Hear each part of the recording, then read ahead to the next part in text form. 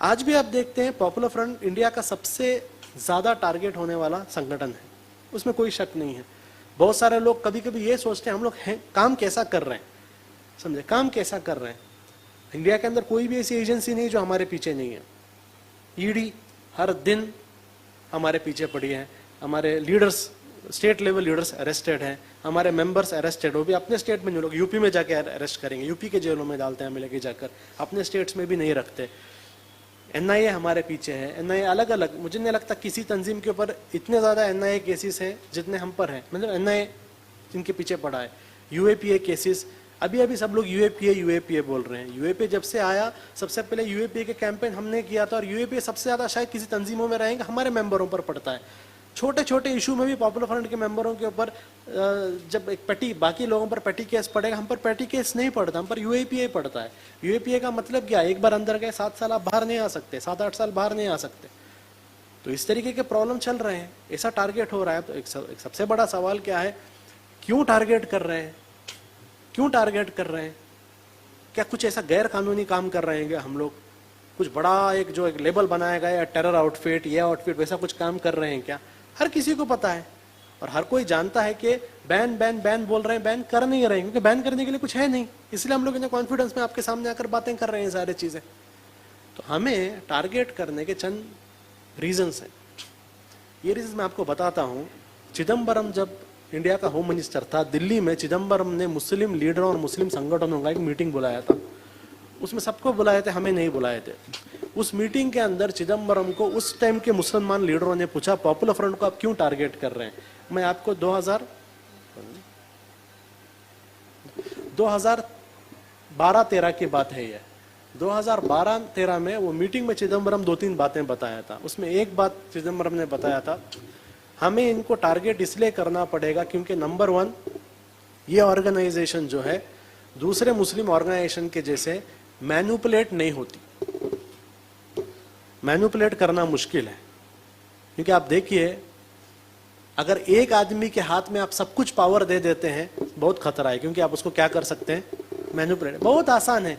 अगर एक तंजीम का कोई एक बड़ा लीडर आप एक आदमी को बनाए, उस एक आदमी के पीछे ईडी का केस ओपन कर लीजिए, ईडी का एक केस ओपन कर लीजिए, देखते हैं कैसा मैनिपुलेट नहीं होता। कल कभी कभी आप लोगों को फिक्र होता है ना, क्या भाई इतने अच्छे आदमी ऐसा स्टेटमेंट दे डाले, पीछे क्या हो रहा है पता नहीं आप लोगों को, हमें पता है पीछे क्या होता है। किस तरीके से वहां पर जाकर उनको सामने बैठा कर उनके सामने फाइल्स रखे जाते हैं। अगर आप हमारे जैसे, हमें जो चाहिए वो स्टेटमेंट्स नहीं देंगे, आपके साथ ये होगा, ये होगा, वो होगा, मजबूरन करना पड़ता है। लेकिन वहां पर चिदम्बरम ने उस टाइम पर कहा था कि इस ऑर्गेनाइजेशन को मैनिपुलेट नहीं कर सकते। दूसरा चीज जो है, मुस्लिम कम्युनिटियों के अंदर मुस्लिम तंजीम सिर्फ मुस्लिम इश्यूज पर बात करना है, नेशनल इश्यूज पर बात नहीं करना है। पॉपुलर फ्रंट से हमें प्रॉब्लम यह है क्योंकि पॉपुलर फ्रंट नेशनल इश्यूज पर बात करती है। उन्हें पसंद नहीं है मुसलमान नेशनल इश्यूज पर बात करें, उन्हें पसंद नहीं है मुसलमान किसानों के बारे में बात करें, उन्हें पसंद नहीं है मुसलमान प्राइवेटाइजेशन, ग्लोबलाइजेशन के बारे में बात करें। आप अपने उर्दू स्कूल के बारे में बात करो, आप अपने कब्रस्तान के बारे में बात करो, कोई प्रॉब्लम नहीं, उसमें ही रहो जिंदगी भर, उर्दू स्कूल, कब्रस्तान, इसके पीछे ही रहो आप लोग। लेकिन मेजर इश्यूज पर आप बात नहीं करना, रिजर्वेशंस पर आप बात नहीं करना, अफर्मेटिव एक्शन पर आप बात नहीं करना, और ये लोग ये कर रहे हैं, ये डेंजर है। नंबर 3, इंडिया में एक दिन में पूरे इंडिया में एक ही तरीके का कैंपेन कर सकते हैं लोग। एक दिन में पूरे इंडिया में जहां जहां ये लोग हैं वहां पर सिमिलर टाइप का कैंपेन कर सकते हैं। आप लोग देखे होंगे, आज हम लोग डिसाइड करते हैं पॉपुलर फ्रंट कि कल फला एक प्रोटेस्ट होना है, कल फला कुछ होना है, इंशाल्लाह कल होगा वो सिर्फ और सिर्फ इसलिए होगा क्योंकि एक स्ट्रक्चर, एक नेटवर्क है, वरना नहीं होगा ये सब चीजें। बयानबाजी होंगे, आपको टॉप से लेके बॉटम तक जो एक नेटवर्क होता है, वो कैडर्स होता है, उस वजह से हो रहा है। तो उसने कहा ये प्रॉब्लम है। और चौथा बड़ा प्रॉब्लम ये है, ये सिर्फ मुसलमानों के बीच में काम नहीं करते, गैर मुसलमानों के साथ भी ये लोग बहुत सारा एक अलायंस बिल्डिंग कर रहे हैं। पॉलिटिकल अलायंस बिल्डिंग नहीं, सोशल अलायंस बिल्डिंग हम लोग करते हैं। हमारे दलित ऑर्गेनाइजेशंस के साथ बहुत अच्छे रैपोस हैं, हमारे ओबीसी ऑर्गेनाइजेशंस के साथ बहुत अच्छे रैपो हैं, लेफ्टिस्ट हो उनके साथ बहुत अच्छे हमारे ये हैं, लिबरल्स हैं या फिर प्रोग्रेसिव्स हैं, उनके साथ हमारा बहुत अच्छा एक रैपो है। और हम सिर्फ ट्राइबल्स हैं, उनके साथ हमारे बहुत अच्छा काम चलता है। तो सिर्फ आप मुसलमानों के बारे में बात कर रहे हो तो प्रॉब्लम नहीं था, आप दूसरों के बारे में भी बात कर रहे हो, दूसरे कोऑर्डिनेट कर रहे हो, बड़ा प्रॉब्लम है। और ये इतने सारी चीजें थी। अब बीजेपी की गवर्नमेंट आई, इस 4 में उन्होंने एक चीज ऐड किया है। वो ऐड क्या किया है उन्होंने कि ये लोग कॉम्प्रोमाइज नहीं कर रहे हैं।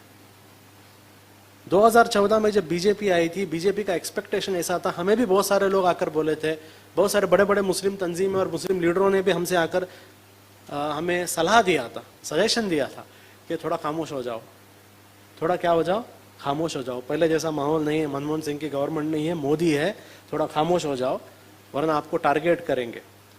हम लोगों ने हमारे तंजीम के अंदर एक चीज वेरी स्पेसिफिकली हमने एज अ पॉलिसी लिया है, कोई भी फैसला अगर खौफ और डर की बुनियाद पर लिया जाता है, उस फैसले में अल्लाह की मदद नहीं आती। याद रखिए, कोई भी कितना अच्छा फैसला भी हो, उसको आप हिकमत बोलो, मसलियत बोलो, क्या भी नाम दो अपने आप को सेटिस्फाई करने के लिए, लेकिन जो फैसले खौफ के बुनियाद पे लिए जाते हैं उसमें अल्लाह की मदद नहीं आती। ये हमारा कोर था।